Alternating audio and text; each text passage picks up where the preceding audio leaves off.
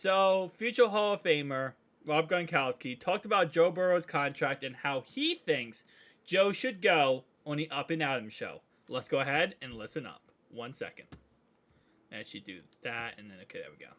Not Gronk the player, but the Gronk the guy who's left the league now, understands money, understands how the business works. Would you advise him to sort of do what Brady did for so many years, of course, and take his teammates into consideration when negotiating his contract? Yeah, 100%. I mean, I believe that will, set him up to be in the Super Bowl contention every single year. And he reminded me of Brady when he was coming out of college at LSU, just the way that he sits back in the pocket and just reads the offense and just delivers it flawlessly to wherever he needs to deliver the football. But also with the contract now, he's already thinking, he wants good players around him. He wants good teammates around him. And that's a great thing. I mean, what's the difference? If you're a quarterback, you're in this day and era, and you're in this market, and you have a good teammates around you, you're building your legacy. You're going to be in Super Bowl contention, possibly win a Super Bowl, on your resume soon. And then you take a quarterback friendly deal. I mean, what's the difference between 47, 48 million or 53, 54 million when the next highest guy on your team's only getting paid in the 20s? You're already that much. There's already that big of a difference between your pay and the next guy pay on your team. So who cares? I mean, if you want a team around you, take friggin' couple $1 million less, which is, I don't know, nothing in the grand scheme for a quarterback. So I'm waiting for a quarterback to do that, kind of go down the Brady route. Not as much as the Brady route. I mean, he was taking like half. He was taking freaking 50% discounts, which we don't even get at the pro shop in New England. But Tom was taking. We only got 30% discount at the pro shop there. So I want to see it happen, but just not to that degree. Just a little team-friendly deal. Just a couple million. I think people are out there like, no, because that's the thing. Like, get paid, get your money. It's a business. They use you. You're putting your body out there. Your career is really short. You're setting yourself up for life. Brady had Giselle. Like, that's the argument to not do it. Yeah, well, Joey B. It has Joey B. He's got the whole state of Ohio, and I'm sure if he takes a friendly deal too, tell him to throw in the private plane a couple times, when he has to go there. He has to go there. And let's be honest, if we kind of go back to what we heard earlier this offseason with Jamar Chase, who said, he's going to take less money to keep all of us around him. And to Joe Burrow, it's very important to keep T. Higgins, Jamar Chase, and everyone that he wants around him. And as, Rob Gronkowski did to allude to, yes, at the end of the day, no one's going to take the Brady route, okay? The Brady route was ridiculous. Brady was an MVP quarterback taking around $10 to $12 million a year, which even though you might say, well, during that time period of when he played, like, in that area, it was, he obviously was going to make, like, $50 million, but he could have still made, like, 18 to 20 million a year. He took half of 20 million a year just so he could keep Edelman around him, Randy Moss around him, all of these guys, Wes Welker. He wanted to keep the stars on the team. So in order to do that, he took less money. Now, no one's going to do that moving forward. And honestly, no one really should.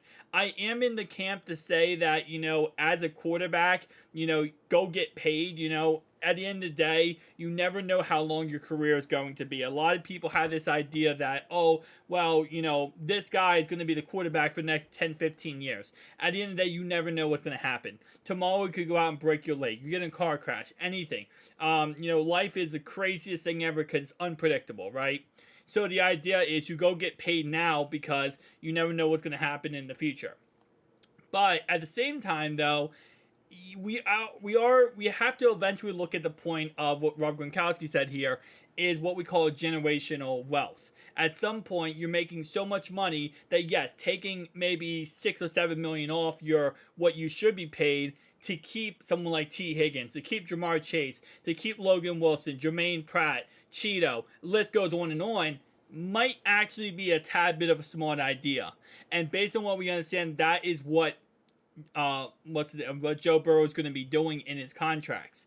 Now, my guess is he'll probably get a 10-year contract, but probably be fully backloaded so that he's able to, kind of be less against the cap for the next first couple years, and then he'll get his money in the end. And a lot of the reason why you backload a contract and you give a 10-year contract is because you don't know what the salary cap, first off, in the future is going to be more money.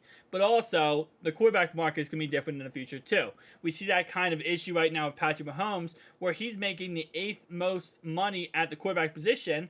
You know, he won 2 Super Bowls because he had a 10-year contract. But he's going to get a new contract very soon, which is going to give him the highest paid contract. So, with that being said, though, again, like I said, I don't expect anyone to really go, as he said, with the Brady route, but taking less money, I know some people, it's going to be like, oh, that's so stupid, why would you take less money? You know, this is a business. But at the same time, you want to win Super Bowls, right? And as long as you're getting paid accurately to what you as a player deserve to get paid. So, for example, if you're a star quarterback, as long as you're getting paid anywhere from 45 to 55 million in that ballpark range, you're getting at this with the quarterback market nowadays, you're getting paid accurately, right? And now, if you, for example, you know, you get paid that much money, you take less, you take 45 because you want to keep 2 or 3 players, then that changes the whole entire ball game. Now you're talking about you first off taking 45. And you have a chance at Super Bowl, 2, 3, 4 Super Bowls. Joe can win a Super Bowl without many weapons at all. I truly believe that. But it's nice to have someone like T. Higgins around, Jamar Chase around, Tyler Boyd, Cheeto, so on and so on, to be able to even help you get there even faster and help you accomplish more. At the end of the day, and I truly believe Joe does want to get paid, which every player does. That's just obvious basic logic. But he also wants to win Super Bowls. He wants to make a career. He wants to go down in legacy as the first quarterback to take the Bengals to a Super Bowl, multiple Super Bowls, and win. Not lose, but win. Now, the one thing I will rebuttal on Rob Gronkowski's take here is the fact when he says that, you know, like, well, if you're making 45, you know, you're still, and the next guy on your roster is making 20s, you know, why would you not take less? I don't understand that argument, and the reason why I don't understand that argument is because quarterbacks aren't taking 45, 50 million because they want to be the highest paid player on their team, or because they want to say, hey, look, you're making 20, I'm making 50, so I'm better than you. The reason why they're making 50 some odd million is because that's what the quarterback market is set to right now. You know, Deshaun Watson messed up the quarterback market. Thankfully, we corrected it with Jalen Hurts and Lamar Jackson. But, you know, this isn't a competition on a team. Like, you know, if Joe gets 55 mil, right? He's not saying that because he's looking at T. Higgins or Jamar Chase saying, look, I'm making this much more money than you. No. What he's doing is saying, hey, the quarterback market was set at A, and everything in life has a value, right? In business, everything has a value. What are you giving me that is based on a value of a dollar, right? Well, I'm your quarterback. I'm going to give you multiple Super Bowls. I'm your, you know, commander-in-chief. I am going to get paid $50 million because that's the going rate for my position, right? That's all it is at the end of the day. It's nothing to do with other players on the team or you saying I'm making 45. Well, I should take 5 less because he's only, like, he's making 20. No, it's really about just a going rate of, you know, overall on the market. But again, we are talking at this point about generational wealth. And, you know, longest time, you go back to the old quarterbacks, like when Kirk Cousins got his first deal, when Joe Flacco with the Ravens won the Super Bowl and he got $112 million. Don't get me wrong, even like 10, 15 million is a lot. That's a lot of money, and that is generational wealth too. But when you start talking about 50 a year, $250 million contract, 200 guaranteed, this is money where we're getting to a point now where you get $200 million, you can pass that down 17 generations, okay? Like, we're getting to that point. So, if you're now saying to a point where, okay, well, we get 200 million, right? But, how about you get 180 million, 20 million less, you go win a Super Bowl. You go win 7 Super Bowls. And now you're in Canton, Ohio for the rest of your life with 7 Super Bowls to the Cincinnati Bengals. Maybe not 20 less, but let's say 5 or 6 less. You go get them. You can get them with that top dollar, but now you have weapons around you to be able to do more. It's just, we're at a point now with generational wealth where $6-7 million isn't like it's $6-7 million and then 100,000. We're talking about $6-7 million and it's still 50-60 million. Okay, that's a lot of money, man. Especially with guarantees. I mean, Burrow's going to get a $200 million guaranteed contract. So he could literally say, if he went out there tomorrow and broke his leg, he would get $200 million guaranteed.